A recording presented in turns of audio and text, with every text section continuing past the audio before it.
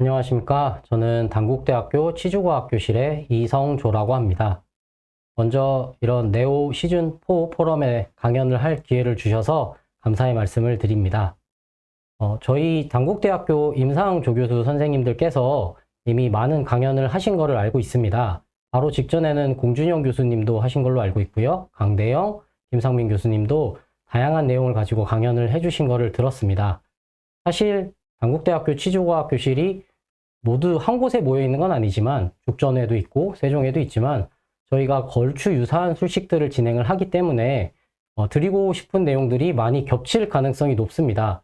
그래서 어떠한 내용을 해드리는 게 조금 더 차별성 있게 여러분들께 필요한 내용을 전달을 해드릴 수 있을까 고민을 하다가 저는 제가 군의관 이후부터 군의관 직후부터 끝날 때까지 지금 2023년까지 해왔던 술식들이라든지 변화된 생각들, 알게 된 내용들, 고민한 것들에 대해서 한번 공유를 드리면 여러분들께 조금이라도 도움이 되지 않을까 싶어서 그런 내용들을 약간 시나리오처럼 스토리를 잡아서 한번 가지고 와봤습니다. 먼저 제가 그러면 어떤 생활을 해왔는지를 가볍게 좀 설명을 드리고 시작하는 게 맞을 것 같아서 지도를 한번 가지고 왔습니다. 제가 2013년에 수련을 마무리를 하고요. 2014년, 2015년에는 강원도 고성에 있는 22사단에 배치를 받아서 의무근무대에서 부대에서 근무를 하게 되었습니다.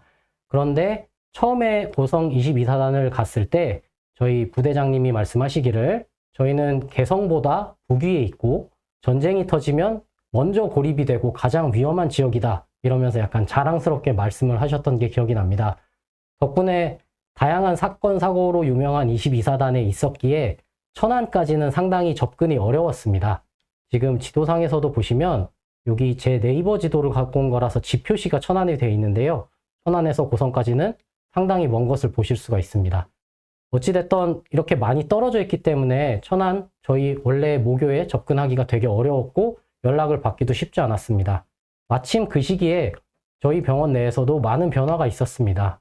새롭게 젊은 교수님들이 많이 참여해 주셨고 신현승, 조인우, 박정철 교수님 필두로 다양한 임상과 다양한 연구가 이루어지면서 제가 모르는 동안에 굉장한 발전이 있었습니다. 그러면서 자연스럽게 저는 그런 새로운 문물과는 멀어진 상태로 혼자 강원도에서 사랑니 뽑고 신경치료하고 고성에서는 임플란트는 심을 수가 없었기 때문에 핸드피스를 놓고 2년 동안 약간 편안하게 생활을 하고 있었습니다. 그 와중에 3년차 때는 다행히 국군 대저병원으로 내려오게 돼서 대전병원에서는 임플란트를 식립을 할 수가 있는 상황이었습니다. 그래서 임플란트를 다시 오랜만에 잡고 핸드피스로 임플란트를 식립을 했는데 처음에 굉장히 패스가 안 맞아서 당황했던 기억이 있는데요. 어쨌든 대전병원으로 돌아오면서 천안과 조금 다시 더 커넥션이 될 수가 있는 상황이 되어서 천안까지 몇 번 왔다 갔다 하는 와중에 어차피 학교에 남을 거면 부대장님이 허락을 해주신다면 대학원을 들어라 그렇게 말씀을 윗분께서 해주셔서 천안으로 박사 학위를 따기 위해서 진료 종료 후에 왔다 갔다 하면서 박사 강의를 듣기 시작했습니다. 그때 이제 접하게 된 게 처음에 발치와 보존술과 관련된 내용을 처음 접했는데요. 그게 2016년도고 그 당시에 좀 많이 핫했던 술식이었습니다. 그래서 군의관이었던 시절부터 가운데 사진은 2017년에 제가 군대를 마치고 돌아와서 임상 조교수로 처음 왔을 때 기념으로 사진을 찍었던 거고요. 오른쪽은 2022년에 가장 최근에 프로필 사진을 찍은 거고 지금 보시는 제가 좀 더 나이 들어 보이지만 이런 식으로 이제 변화해 왔습니다. 외형적으로도 많이 변화했듯이 생활적으로도 많은 게 변화가 있었고 또 진료적으로도 많이 변화해 왔습니다. 그래서 그것들에 대해서 지식을 공유해 드리고자 이렇게 5가지의 주제로 한번 준비를 해 보았는데요. 오늘 말씀드릴 거는 박사 논문과 발치와 보존술, 두 번째는 CTI 멤브레인이 기본값이라니, 그리고 세 번째는 어반 선생님 감사합니다. 네 번째는 누구나 하는 임플란트 2차 수술, 다섯 번째는 저는 요새 이런 것들을 합니다. 이런 식으로 구성을 좀 해보았습니다. 그래서 앞서 말씀드렸듯이 2016년도에 박사 학위를 위해서 대학원 과정을 계속 밟고 있었는데 그 대학원 과정 중에 전달해서 들은 게 발치와 보존술이 핫하다 그러면서 박정철 교수님도 많이 하셨고 저희 조인우 교수님도 많이 참여하시고 그러고 있는 상태셨습니다. 그때 이제 전달해 들은 재료들이 있었는데 그것들을 저희 군대에선 쉽게 구할 수는 없어서 약간 재료를 변형해서 시도를 해봤는데 굉장히 좋은 결과를 얻었던 기억이 있습니다. 그래서 돌아와서 저도 이거에 참여를 하게 되었지요. 발치어 보존술이라는 그 제목 자체, 주제 자체는 사실 어떤 분들께는 정말 지겨운 주제고 어떤 분들께는 좀 회피하고 싶고 이제는 잘 안 하는데 이렇게 생각하실 수도 있지만 정말 사골이지만 이것에 대해서 조금만 더 말씀을 드려보고자 합니다. 초창기의 발치어 보존술은 ESM, Extraction Socket Management라는 이름으로 많이 알려져 있었습니다. 그리고 추후에 점점 발전이 되면서 최종적으로는 Alveolar Ridge Preservation, ARP라는 이름으로 거의 굳어지게 되었는데요. 가장 최근에 IGBR이라고 해서 저희 발치와 보존술 관련된 대가분들께서 모여서 쓰신 책이 있습니다.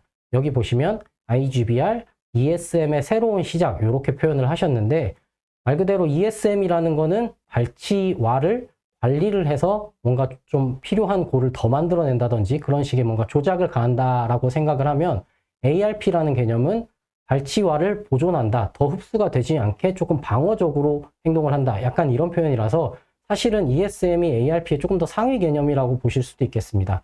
어쨌거나 저는 이제 ARP라는 게 입에 훨씬 있고 많이 해왔던 술시국이고 불러왔었기 때문에 ARP로 이제 표현을 하면서 진행을 할 건데요. 앞서 말씀드렸듯이 군의관 3년차 때 저희 대학원 과정을 밟게 되면서 치과병원을 왔다 갔다 하면서 그 와중에 발치와 보존술에 대해서 설명을 들었습니다. 거기서 이제 연구를 하시면서 저희 세 분의 교수님께서 낸 저널인데요. JPIS라고 치주학회 저널입니다. 여기에 조인호 교수님과 박정초 교수님, 신현승 교수님께서 다음과 같은 논문을 냈습니다. 이 논문은 DBBM-C를 이용해서 발치와 보존술을 시행할 때 DBBM-C라는 재료가 콜라겐을 함유하고 있기 때문에 뭔가 약간 스펀지어스한 느낌이 있어서 그거를 얼마나 꽉꽉 눌러서 넣느냐에 따라서 재생의 차이가 있지 않을까 또는 연조직 힐링의 차이가 있지 않을까 이런 것들에 대해서 한번 평가를 해본 논문입니다. 저희들끼리는 포스 논문이라고 가볍게 그냥 표현을 하는데요. 수식 과정은 너무나 잘 아시다시피 다음과 같습니다. 발치를 먼저 시행을 하고요. 해당 대구치를 발치를 시행을 하고 발치와에다가 DBBM-C를 넣습니다. 이때 실험군에서는 30N의 힘으로 좀 꽉꽉 눌러서 넣고요. 대조군 같은 경우에는 5N의 힘으로 재료를 넣습니다. 이 5N의 힘이라는 거는 혈액을 이겨내고 그냥 재료가 들어갈 정도의 힘 정도라고 생각을 하시면 되는데 어쨌든 그냥 가벼운 포스로 누르는 게 대조군 5N이고 실험군 30N은 약간 전완근 좀 세게 힘을 줘야 들어가는 정도라고 보시면 될 것 같습니다. 기회가 되시면 측정을 해보시면 또 좋을 것 같은데 어쨌든 30N의 힘 그렇게 해서 볼을 패킹해 넣고요. 상방에는 나이티브 바이레이어 콜라겐 멤브레인이라고 해서 가볍게는 그냥 콜라겐 멤브레인이라고 표현을 하겠습니다. 저희 콜라겐 멤브레인을 2장을 덮습니다. 한 장짜리를 잘라서 접어서 이렇게 넣으면 겹쳐서 넣으면 이런 식으로 들어가는데요. 요거 관련해서도 크게 수치적으로 유의한 차이는 없었지만 재료가 좀 덜 빠져나온 것 같다. 이런 식의 보고도 있었기 때문에 이런 식으로 적용을 하고 있습니다. 그리고 많이들 아시는 히든 X 수처라는 방식으로 발치와를 피개를 하게 됩니다. 그러고 나서 차차 치유가 되는 것을 보실 수가 있습니다.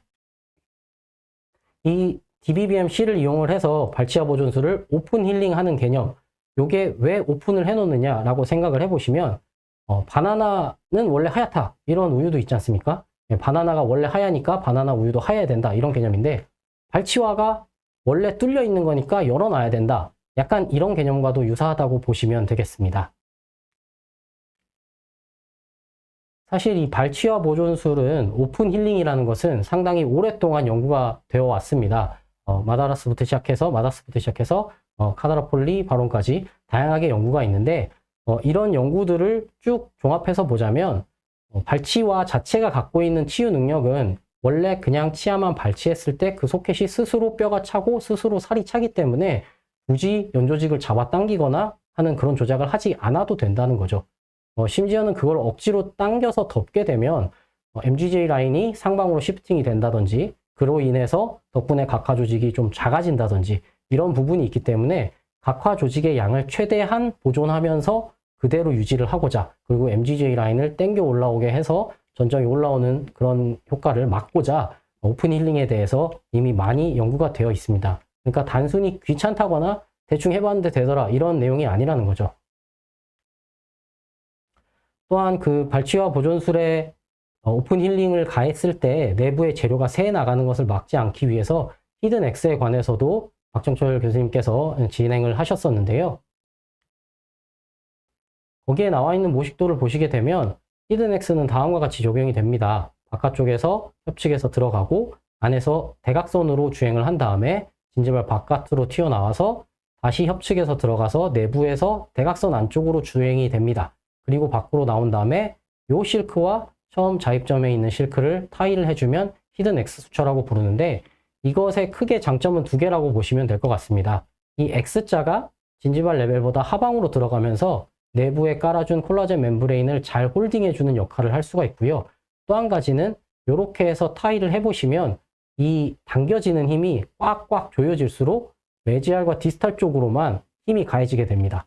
앞뒤로 힘이 가해지기 때문에 협설적 방향의 각화 조직은 더 쭈그러들거나 하지가 않는 거죠. 그렇게 되면서 해당 부위의 각화 조직 폭경은 그대로 유지하고, 즉 그냥 발치했을 때 각화 조직 폭경을 최대한 유지를 시키되 실크가 단단하게 잡아주니까 내부에 있는 콜라겐 멤브레인은 좀 덜 빠져나가고 이런 효과를 보실 수가 있는 겁니다.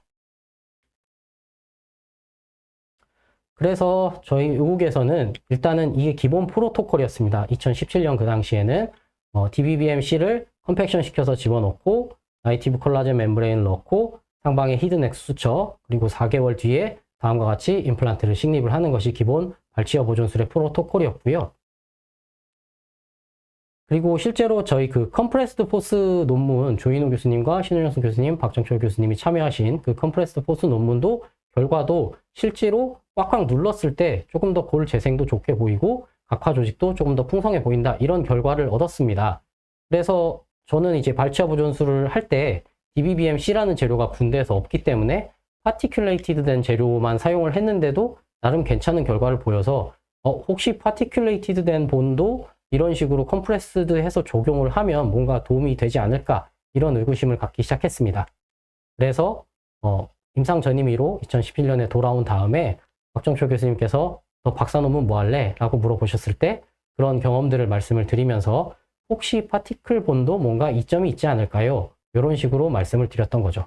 그래서 어떻게 보면 백인 것처럼 보이실 수도 있겠지만 제 나름의 고민을 해보았습니다. DBBMC 같은 경우에는 파티큘레이티드 재료보다 같은 양 대비 가격이 상당히 높고 접근하기가 좀 쉽지 않은 것도 사실입니다. 그런 상황에서 파티클 재료를 사용을 해서 또 컴팩션을 시켰을 때 뭔가 이점을 본다면 많은 사람들에게 조금 더 도움이 될 수 있지 않을까, 그런 고민을 하게 되었습니다. 또 한 가지는 이제 파우더 재료가 발치와를 뭔가 자극을 하면서 성장인자라든지 성장 촉진이라든지 이런 것들이 좀 더 좋아지지 않을까, 이런 기대감에 이런 식으로 진행을 해 보았고요. 약 한 달 이상을 외국에서 자고 먹고 씻고 생활을 하면서 겨우겨우 박사 논문을 만들어냈고, 그럼에도 불구하고 부족한 논문이었지만 다행히 많은 분들의 도움으로 제가 말씀드린 파티큘레이티드 그래프트를 사용해서 발치와 보존술을 할 때 포스를 사용하면 이게 과연 의미가 있을까라는 Proof of Concept Study라고 이런 제목을 통해서 JPIS에 또 논문을 출간을 하게 되었습니다. 그 논문도 또 발치와 보존술과 박사 논문 이런 제목이니까 가볍게 또 소개는 해드려야죠. 너무 제 거를 홍보하는 것 같기는 하지만 어쨌든 오래된 논문입니다. 말씀드렸듯이 테스트 그룹은 30N, 5N의 차이를 두면서 차이를 두면서 파티큘레이티드 본에 압력을 가했고요. 나머지 과정은 똑같습니다. 발치하고 파티클을 넣을 때 포스를 30N을 주느냐 5N을 주느냐 그 차이를 두었고요. 더블 레이어 MBCM을 적용을 해주고 히든 X 수처를 하고 스티치아웃을 하고 4개월 뒤에 임플란트를 식립하면서 해당 부위의 조직을 코어 바이옵시, 가운데를 이제 트랩파이버로 뚫어서 그 조직을 채취를 해서 조직 검사도 해보았습니다. 네, 조직학적인 연구를 해보았을 때 사실 포스나 논포스군, 테스트 그룹과 컨트롤군 간에는 큰 유의미한 차이를 나타내진 않았습니다. 재생되는 골의 양이라든지 파티클의 비중이라든지, 사실 포스로 더 콱콱 눌러넣기 때문에 파티클 비중이 통계적으로 유의할 정도로 차이가 날 줄 알았는데 또 꼭 그렇지는 않았습니다. 약간 거의 유사하게 나왔고요. 단지 한 가지 좀 차이를 본 게 내부에 들어가 있는 골 재료들의 크기였습니다. 이식제들의 파편의 크기가 있었는데 저희가 사실은 하도 특별한 차이점이 없길래 뭔가 차이점을 찾아야겠다 하고 포스를 하면 그러면 뭔가 재료가 깨지지 않았을까 그러면서 찾아낸 것이 포스를 주었을 때 파티큘레이티드 된 재료는 재료가 좀 깨집니다. 그래서 작은 DBBM 파티클 파편들이 있는데 이게 사실은 너무 작아지면서 오히려 연조직 측에는 자극을 일으키면 염증 반응을 일으킬 수 있다라는 리포트도 있기 때문에 그런 리포트들에 기반하자면 파티큘레이티드 된 그래프트 재료는 포스를 줬을 때 오히려 악점이 될 수가 있다, 약점이 될 수도 있겠다 이런 식으로 생각을 했습니다. 다행히 진료한 내용에 있어서는 테스트 그룹이나 컨트롤 그룹이 큰 차이를 나타내지는 않았지만 결과적으로는 그냥 파티큘레이티드 된 보는 일반적인 포스로 5N 정도의 포스, 혈액에 의해서 둥둥 떠오르지 않는 정도의 힘으로만 잘 다져져 주면 ARP는 성공적으로 끝나는 것을 확인을 하였습니다. 그래서 이 논문에서의 고찰에서도 아마 DBBM-C 같은 경우에는 콜라겐이 같이 포함이 되어 있기 때문에 DBBM-C 재료를 눌러도 파티클 간의 거리가 조금 더 가까워서 신생골이 차오르기 조금 더 유리한 특성을 지녔을 뿐이지 지금 파티큘레이티드 된 본이 그렇게 포스에 의해서 빠개지는 것처럼 DBBM-C는 눌렀을 때 부서지지 않는 걸 보인 것이 콜라겐에 의한 완충작용일 것이다. 이런 식으로 저희는 이해를 하고 넘어갔었습니다. 어쨌든 이런 내용들을 연구를 해보면서 발치와 보존술이 충분히 가능한 것이고 쓸만한 진료구나, 상당히 괜찮은 진료구나 이렇게 생각을 하고 있었는데 사실 계속 하다 보니까 이 ARP라는 차를 가지고 마냥 달리기에는 다소 브레이크 걸리는 점들이 좀 많았습니다. 이 브레이크 포인트들은 여러분들 중에 발치와 보존술을 이제 더 이상 하지 않으시는 분도 있고 꺼려 하시는 분들의 주 이유일 텐데요. 제가 일단 생각한 주 원인은 다음과 같습니다. 크게 이거 외에도 이제 자잘하게 더 있겠지만 크게 보자면 푸어 본 퀄리티, 골질이 좀 많이 약해지는 거, 그리고 힐링 기간이 좀 길어진다 싶은 그런 느낌이 있고요. 또 하나는 추가적으로 GBR을 해야 되는 그런 경우가 생겼을 때 환자분과 좀 곤란하다. GBR을 했는데 왜 또 해? 이러면서 조금 문제가 생기는 경우도 있다. 이런 식의 내용들인 것 같습니다.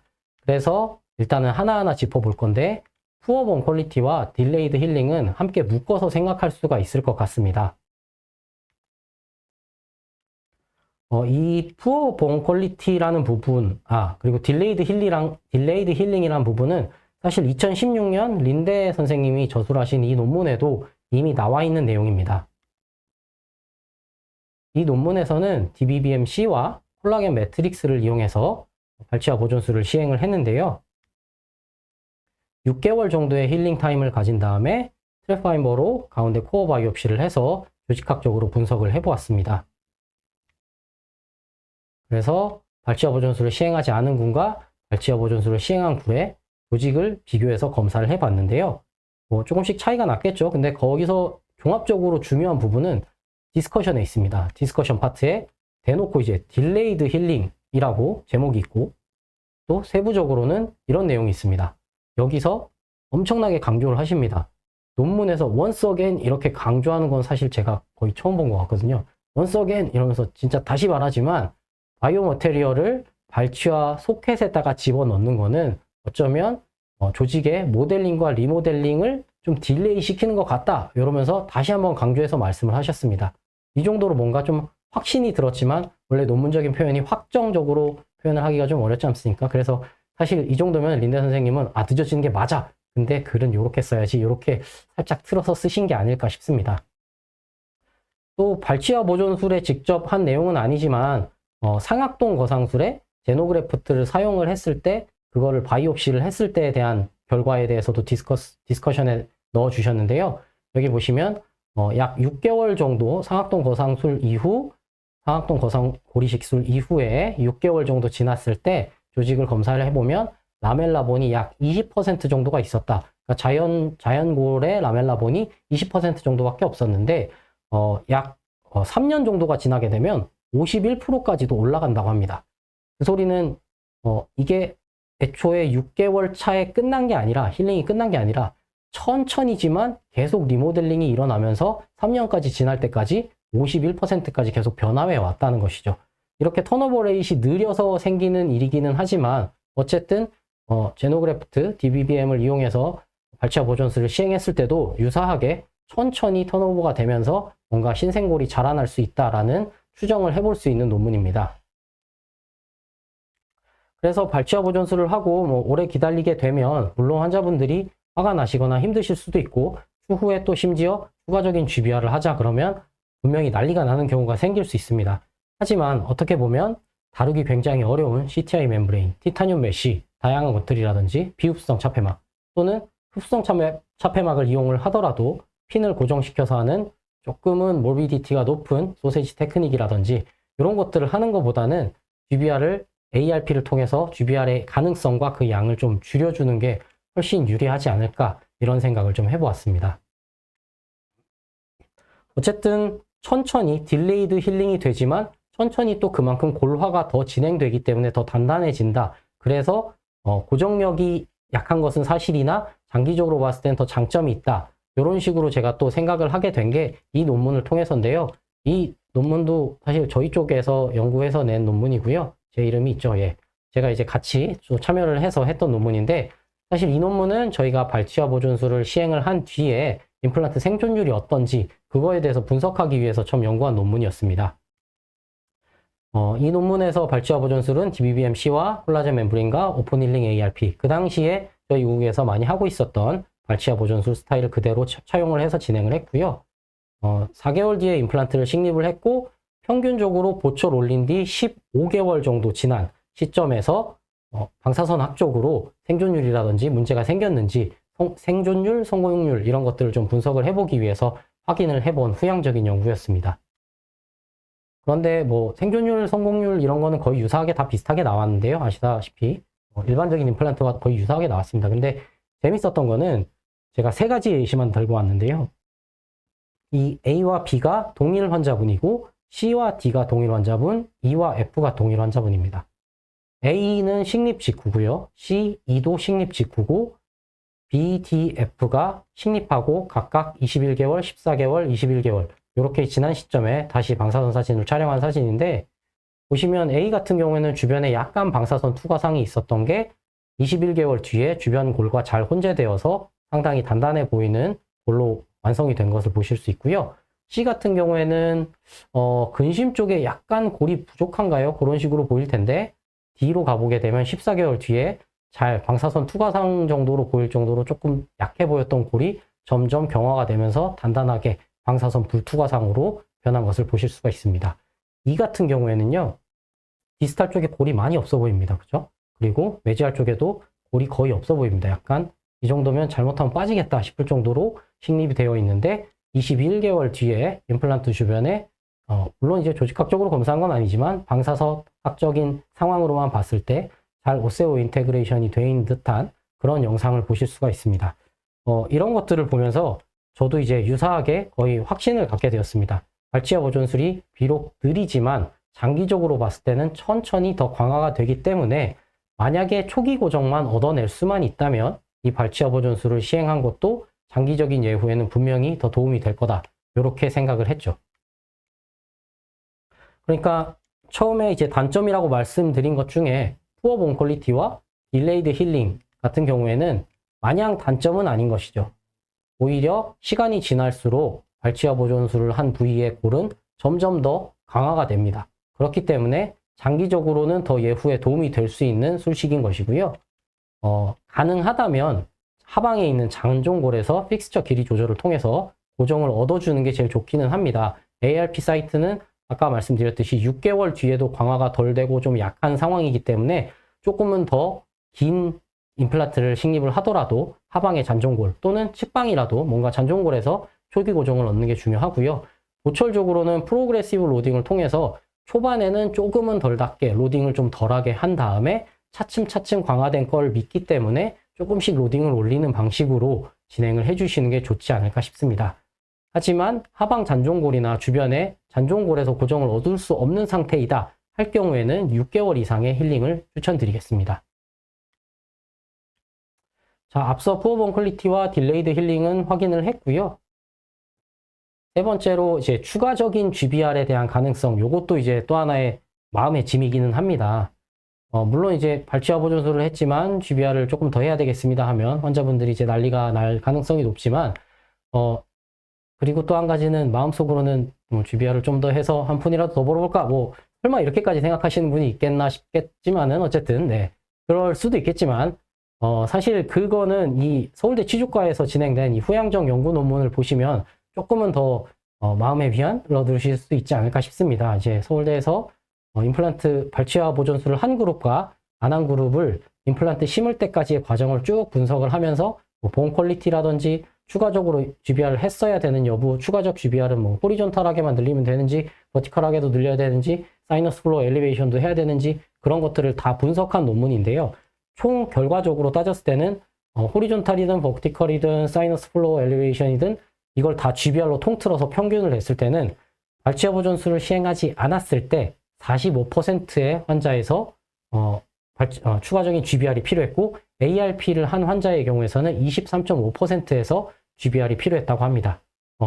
아까 제목을 제가 이 논문의 제목을 제대로 훑지 않고 말씀을 드렸는데 이 논문이 이제 치주적으로 파괴된 조직에서 발치와 보존술을 했을 때 안 했을 때입니다. 그러니까 기본적으로 치주적으로 파괴됐기 때문에 GBR 할 가능성이 높죠. 그런데 ARP를 안 할 경우에는 45%, 한 절반 정도는 거의 확실하게 GBR이 들어갔고 ARP를 한 경우에는 4분의 1 정도만 GBR을 시행했다는 거죠. 물론 이제 이것만 봤을 때는 ARP도 해놓고 이제 4분의 1이나 하면은 안 하는 게 낫지. 나중에 그냥 절반 정도 GBR 하지.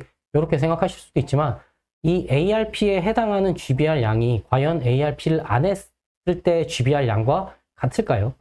분명히 저는 차이가 있다고 봅니다. ARP를 했을 때는 뭐 최소 정도의 디센스 디펙트라든지 약간의 GBR만 하면 될 정도였다면 ARP를 하지 않은 경우에는 앞서 보여드린 뭐 티타늄 메쉬, 비흡성 차폐막 등으로 굉장히 공간을 유지해 가면서 릴리징으로 조직을 많이 당겨가면서 해야 되는 수식들이 많았을 겁니다. 그렇기 때문에 이 ARP와 노 ARP의 추가적인 GBR 수치를 단순히 동일하다고 볼 수는 없는 거죠. 사실 꼭 이렇게 뭔가 후양적인 연구를 통해서 수치화시켜서 보는 것도 좋지만 저희는 이미 많이들 해보셨을 테니까 많이들 해보셔서 그 임상적인 경험을 토대로도 알 수 있고요. 이미 그전부터도 발치와가 어떻게 변할지 대략적으로 연구해 놓은 논문들이 많기 때문에 되게 감을 많이 잡고 있으실 겁니다. 이 연구도 너무나 대표적인 시스테마틱 리뷰 논문인데 발치 후 6개월이 지나면 수평적으로는 3.79mm, 약 29에서 63% 정도, 수직적으로는 1.23mm, 11에서 22% 정도의 골 위축이 나타난다. 이런 논문이었고요. 그리고 발치와 보존술을 만약에 시행을 하면 이게 수직적으로, 수평적으로 흡수되는 양을 얼마나 줄여줄 수 있느냐에 관한 논문인데 수평적으로는 1.99mm만큼, 그러니까 발치와 보존술을 하지 않았을 때보다 1.99, 약 2mm 정도가 덜 위축된다는 얘기고요. 수직적으로는 1.7에서 1.16 정도 좀 덜 위축이 된다는 거죠. 어쨌든 이런 수치적인 것들이 있지만 임상적으로도 아시는 분들은 아시겠지만 조금 이제 회피하거나 하면서 임플란트를 진행을 할 수도 있을 겁니다. 사실은 저도 이렇게 ARP 공부와 연구를 해가면서 조금씩 생각이 바뀌면서 다시 새롭게 준비를 해봤던 수식들이 있습니다. 그래서 오늘 주제랑 부합하게 또 새롭게 시도한 것들을 또 말씀을 드리고자 갖고 와봤는데요. 사실 발치와 보존술을 하고 해당 부위에 하방에서 잔종골에서 초기 고정을 얻기가 쉽지가 않습니다. 이미 발치와 보존술을 시행해 놨기 때문에 이게 만들어진 뼈라서 육안으로는 좀 애매한데 드릴링을 해보면 분명히 약한데 또 막상 그 ARP 사이트보다 하방에 있는 잔종골에 고정을 얻으려고 드릴링이 들어가는 게 상당히 깊게 느껴지기도 하고 좀 부담스럽기도 하고 어떨 때는 제가 원하는 패스가 아닌 다른 데로 미끄러져서 오히려 주변 골을 다 파괴시키면서 발치와 보존술을 시행한 약한 골을 다 파내버리면서 이상한 방향으로 픽처가 들어가기도 하고 그렇기 때문에 좀 그런 부분에 있어서 어려움이 있습니다. 그러다 보면 발치와 보존술만 시행한 이식제와 신생골이 엉켜있는 아직 덜 성숙된 그런 골에만 픽처가 식립이 될 거고요. 그러면 그 상방으로 또 어바트먼트가 들어가고 크라운이 들어가게 되면 기능하다가 문제가 생길 가능성이 있을 겁니다. 그래서 저는 이제 머리를 조금 굴렸던 게 어차피 발치와 보존술이라는 게 위축되는 폭경을 막아주고 수직적인 위축을 좀 막아주는 거라면 내가 원하는 위치에다 초기 고정을 먼저 얻어놓고 발치와 보존술을 동시에 하면 어떨까 이런 식으로 생각을 한 겁니다. 사실 그냥 발치와 직시식립에 갭 필링을 하는 거랑 똑같은 말인데요. 그래서 그런 시도를 한 케이스 리포트를 임플란트 저널에 또 제가 논문을 게재한 바가 있습니다. 그래서 방금 말씀드렸듯이 이미디어트 임플란트를 심으면서 주변을 갭 필링을 하고 대신에 이제 저희 의국 스타일대로 오픈 힐링 알베올라 리치 프리저베이션을 시행을 해서 그게 어떻게 힐링이 되는지, 그리고 또 세컨드 서저리를 통해서 내부가 골이 정말 잘 되었는지를 또 육안으로 확인할 수 있기 때문에 거의 실험적으로 한번 진행을 해본 케이스들을 모아서 보고를 한 논문인데요. 앞서 말씀드렸듯이 발치를 하고 발치 후 즉시 식립을 심은 다음에 기존에 있었던 방식인 오픈 힐링 ARP를 적용을 한 겁니다. 그래서 나름 또 이름 붙이는 거 좋아해서요, IARP라고 이름을 붙였었습니다. 이 논문에서 이제 약자로 IARP를 시행했다 이런 식으로 표현을 했는데, 보시다시피 2차 치유를 통해서 힐링은 크게 문제 없이 이루어지는 것을 보실 수가 있습니다. 일반적인 ARP, 오픈 힐링 ARP 후에 나타나는 정도의 양상으로 치유가 되어 갔고요. 이게 조금 화질이 안 좋고 어둡기는 한데 이 부분만 살짝 픽스처가 보이고 여기는 살짝의 유가 조직이고 이 주변은 다 재생된 골입니다. 그래서 충분한 두께의 골이 형성이 돼서 여기에다가 힐링 어버트먼트를 체결을 했고, 추후에 한 1년 정도 팔로우업 한 다음에 CT 뷰를 찍었을 때 다음과 같이 보철물 임플란트 픽스처 주변에 충분한 폭경의 골이 유지가 되면서 보철물도 양호하게 유지되는 것을 확인할 수가 있었습니다. 물론 이렇게 해서 완벽하다라는 내용은 아닌 게, 사실 이런 예측적인 식립이 좀 위험할 수도 있기는 하겠습니다. 제가 이 같은 논문에도 실어 놓은 내용인데요. 똑같이 IRP를 시행을 했는데 여기 왼쪽 위에 첫 번째 A에 해당하는 그림을 보시면 디스탈 루트가 상당히 리세션이 되어 있는 것을 보실 수가 있습니다. 단순히 본만이 아니라 연조직까지도 같이 리세션이 되어 있는데, 그 당시에 제가 혼자 개인적으로 IARP를 몇 개 해보다가 이거 되겠지 하고 이제 접근을 한 겁니다. 그래서 B처럼 발치를 한 다음에 나름 그래도 머리를 쓴답시고 조금은 설치기에 심었다고 생각을 했는데 나중에 CTV를 보니까 전혀 설치으로 많이 가진 않았더라고요. 어쨌든 이제 C처럼 식립을 해놓고 살짝 오픈해 본 다음에 이 정도 로스가 있구나 하면서 최대한 골을 빵빵하게 채워주고 상방에 콜라겐 멤브레인을 깔아주고 히든엑스 수초 타입으로 이렇게 수처를 했습니다. 식립 직후의 방사선 사진은 왼쪽 아래처럼 식립이 되었고요. 주변 봄 레벨에 거의 맞춰서 식립이 된 것 같습니다. 그리고 H는 스티치 아웃 된 상태고, I는 약 한 달 정도 팔로우업을 해봤을 때도 약간 커버 스크류가 비쳐 보이면서 살짝 불안한 양상의 치유를 보이고는 있었습니다. 그래도 4개월 지난 뒤에는 어느 정도 유사하게 유지가 돼서 커버 스크류 제거를 할 겸 힐링 어버트먼트를 체결을 해줄 겸 절개를 하고 들어가 봤는데, 이렇게 봤을 때는 픽스처가 그래도 다 잠겨 있네, 다행이네, 이 IARP가 먹혔구나 이렇게 생각을 했는데, 위에 있는 약간 이글이글한 유가 조직들을 살짝 긁어내고 나니까 다소 아슬아슬하게 이 협측 월에 정말 껍데기만 남은 정도로 아슬아슬하게 걸려있는 임플란트 픽스처를 발견하게 되었습니다. 여기서도 CT 뷰인데요. 이것도 한 20개월 정도, 보철도 올라가고 수술 한 20개월 정도 뒤에 팔로우업을 한 건데, 이 CT 뷰에서는 거의 없다시피 보이고, XCR 뷰로 조금 올라가 보면 여기가 제일 얇은 포인트인데요. 다행히 아까 제가 육안으로 확인했던 그 껍데기는 남아있긴 한 것 같습니다. 그래서 아예 안 되지는 않지만, 사실 이 포지셔닝도 보시면, 설치골이 이따만큼 남았다는 거는 제가 한답시고 설치겠다 심었지만, 충분히 설축으로 가지 못한 채로 식립이 되었다는 의미겠죠. 그래서 사실 조금 더 설축으로 갔었으면 결과가 더 좋지 않았을까 이런 생각도 하고요. 여기 협측에 이렇게 껍데기뼈만 남았다는 거는 장기적으로 봤을 때는 조금의 염증의 침공이 있을 때 쭉쭉쭉 뼈가 녹으면서 훨씬 예후가 안 좋아질 수도 있겠다. 그래서 이 환자분은 충분히 리콜을 자주 하면서 관리를 해드리는 쪽으로 이렇게 진행을 하고 있습니다. 어쨌든 IARP라는 논문을 통해서 제가 입증을 하고 싶었던 거는 오픈 힐링 ARP가 정말로 뼈가 덮인다, 그리고 뼈가 만들어지는 것이고 고정만 잘 얻어준다면 ARP 자체도 충분히 가능한 술식이다. 서로 상호 입증을 할 수 있는 술식이라고 생각을 했기 때문에 이런 식으로 연구를 진행을 했고, 결과적으로 IARP 후에 픽스처가 흔들려서 빠진다든지 그런 일반적인 ARP에서 나타날 수 있는 사례들은 아직까지는 본 적이 없습니다. 또 하나 이제 ARP를 이용해서, 이것도 이제 저희 찌주과에서 나온 의국 논문인데, ARP를 이용을 해서 상악동 거상술을 조금 피할 수 있는 방법에 대한 케이스 시리즈 논문입니다. 발치와 보존술 내용은 똑같고요. 일반적인 발치와 보존술, 저희 의국에서 하는 방식대로 발치하고 콜라겐 멤브레인 넣고 히든엑스 수처하고 부처를 올리는 그런 식으로 과정을 진행을 하는데, 이걸 이제 상압골에다 시행을 한 겁니다. 그래서 발치 후, 발치와 보존술 시행 후에, 발치와 보존술 시행 직후에 찍은 CT 사진, 발치와 보존술 4.5개월 이후 CT 사진, 이렇게 보시면 조금 더 하얀 뼈들이 광화되어 있는 것을 보실 수 있고, 폭경도 충분하고 상방 길이도 충분해서 이렇게 임플란테이션을 진행을 하고 보철을 마무리했다라는 건데, 요게 또 조금 잘 안 보이기는 합니다만, 요 정도, 사실 이 정도의 디펙트가 엄청나게 이 부분만 함기화돼서 쭉 내려오는 경우는 그렇게 많지는 않습니다. 그래서 요 정도까지는 그냥 상하게도 가능한 발치와 보존술이다, 요 정도라고 보시면 되는데, 조금 넘어가게 되면 요거 같은 경우에는 이 26번이 상악동 하연이 거의 코티컬볼이 끊겨있는 듯한 약간 불안한 양상을 보입니다. 그래서 발치를 해주고 발치와 보존술을 해줬고요. CT뷰로 보시면 발치와 보존술 직후에 요 하연이 거의 껍데기만 남아서 아슬아슬한 상태를 보입니다. 사실 이 정도면은 함기화도 가능성이 있고 발치하면서 터졌을, 상악동까지 뚫렸을 가능성도 있는데, 다행히 그렇게까지 진행이 되진 않은 상태로 마무리가 된 것 같고요.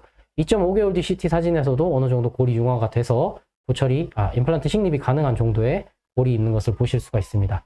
그래서 다음과 같이 임플란트를 식립을 하고 최종적으로 보철이 올라간 사진이고요.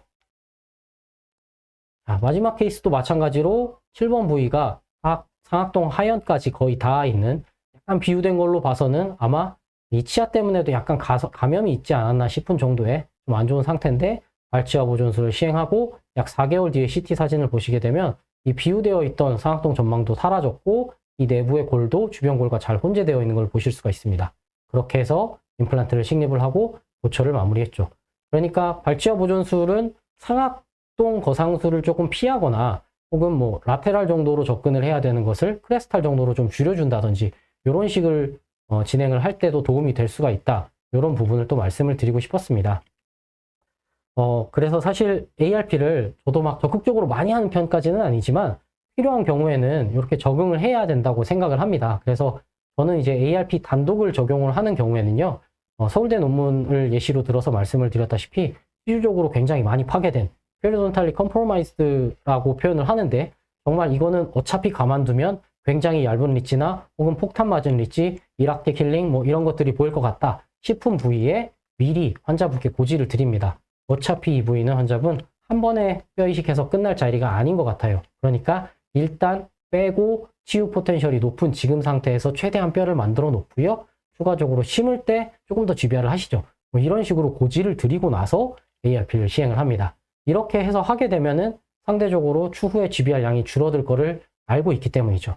만약에 그런데도 불구하고 환자분이 거절을 하게 되면 분명히 나중에 오셔서 굉장히 아픈 수술을 받게 되시고 후회를 하실 거고, 보통 후회가 아니라 저희에게 원망을 하시죠. 원망을 하실 텐데 그거에 대해서 미리 또 말씀을 드리는 거죠. 그렇게 해서 ARP 단독 같은 경우에는 GBR이 어차피 추가적으로 들어갈 만큼 많이 파괴된 곳일 때 시행을 해주게 됩니다.